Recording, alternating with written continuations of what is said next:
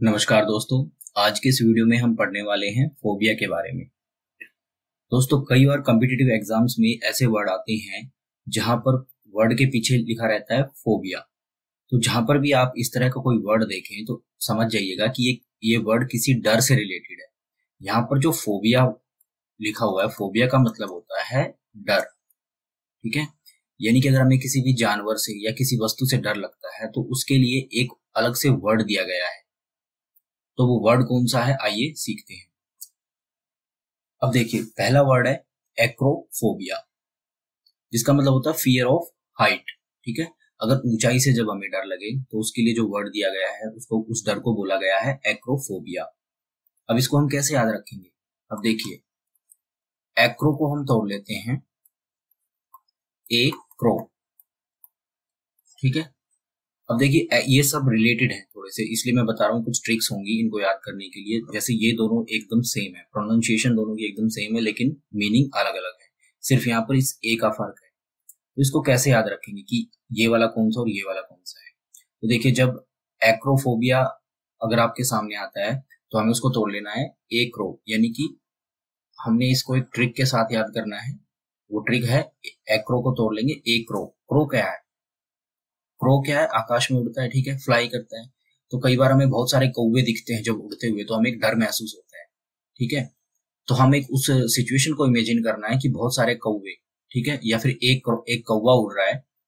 तो वो कौवा उड़ रहा है तो हमें एक डर महसूस हो रहा है। तो वो कौन सा डर है?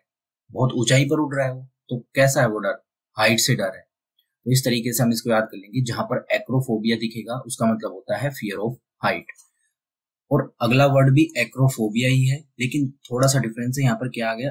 ए आ गया है। अब देखिए, इसका मतलब होता है फियर ऑफ टाइनी इंसेक्ट्स। ठीक है, यानी कि बहुत ही जो छोटे छोटे कीड़े मकोड़े होते हैं उनसे जो डर लगता है हमें। ठीक है, जैसे दीमक है, ठीक है, या बालों में जूं हो जाती है, तो उनसे जो डर रहता है उसको बोलते हैं एक्रोफोबिया, यानी कीड़े मकोड़े, और वो भी बहुत ही छोटे छोटे। तो अब इसको कैसे याद रखेंगे? अब देखिए, अगर ये है एक्रो, तो हम इसको याद कर लेंगे। जो एक्रो पहले वाला था वो तो हाइट से रिलेटेड था, लेकिन वहां पर एक गड़बड़ हो जाए, यानी कि अगर ए आ जाए, हम ए को रिलेट करेंगे एक बग से। बग का मतलब भी क्या होता है? जो हम कई बार यूज करते हैं बग, इसका मतलब भी क्या होता है? छोटा सा इंसेक्ट। तो हम मान लेते हैं कि हमारी जो पहले वाली, और बग का यूज टेक्निकल वर्ड क्या होता है? कमी। एक टेक्निकल वर्ड भी होता है बग का, इसको टेक्नोलॉजी में, जैसे कि अगर कोई कंप्यूटर प्रोग्राम है उसके अंदर कोई बग आ जाता है तो उसको हम बोलते हैं कोई कमी आ गई है उसके अंदर। तो एक तरह से हम, जो हमारी पहले वाली स्पेलिंग थी उसमें एक ए घुस गया है। ठीक है, तो हम इस ए को इमेजिन करेंगे एक छोटे से टाइनी इंसेक्ट से। ठीक है, तो एक्रो में अगर ए आ गया, टाइनी आ गया, छोटा सा, तो वो किससे रिलेटेड फियर है?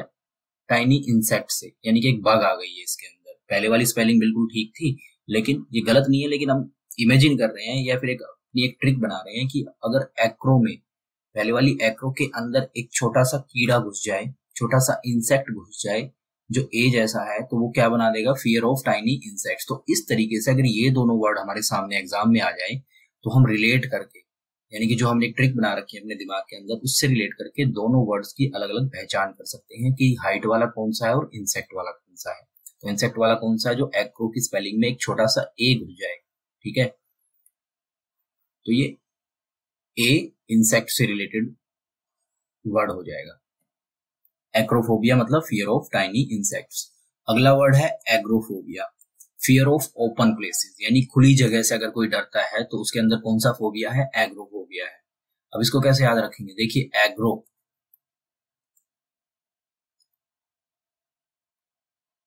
इस एग्रो को हम तोड़ लेंगे आगरा से। ठीक है, तो हम देखेंगे कि जब हम ताजमहल देखने गए, ठीक है, जब हम ताजमहल देखने गए तो वहां पर क्या थी? बहुत खुली जगह थी, और ताजमहल बड़ा ही विशालकाय था।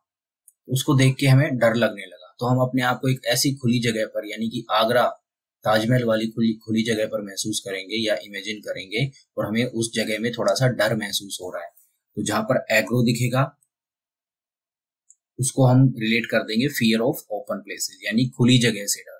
तो जैसे ये वर्ड आपके सामने आएगा एग्रोफोबिया, तो आपके दिमाग में एक सीन बनना चाहिए कि आप आगरा गए हुए ताजमहल देखने के लिए, और वहां पर इतनी खुली जगह है वो कि आपको डर लग रहा है।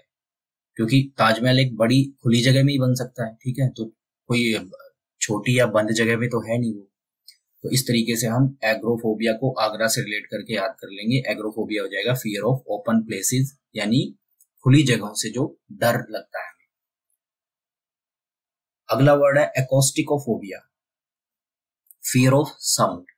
अब देखिए, अगर कई बार क्या होता है कि डीजे की आवाज इतनी ज्यादा होती है या फिर कोई भी तेज आवाज है, हमें उससे डर लगने लगता है, तो उसको बोलते हैं एकॉस्टिकोफोबिया। ये एकॉस्टिक वर्ड है, ये साउंड से रिलेटेड है। जहां पर भी आप कभी भी कहीं पर भी इसको देखोगे तो इसका मतलब साउंड से ही रिलेटेड होता है, यानी कि जो फोबिया साउंड से रिलेटेड है उसको बोल देंगे हम एकॉस्टिकोफोबिया। अब इसको याद कैसे रखेंगे? वैसे तो देखिए, अगर जो टेक्निकल टर्म है एकॉस्टिक की, अगर कोई इंजीनियरिंग बैकग्राउंड का तो उसको तो अपने आप ही पता चल जाएगा, लेकिन अगर आपकी बैकग्राउंड थोड़ा टेक्नोलॉजी से रिलेटेड नहीं है तो उसको कैसे याद रखेंगे?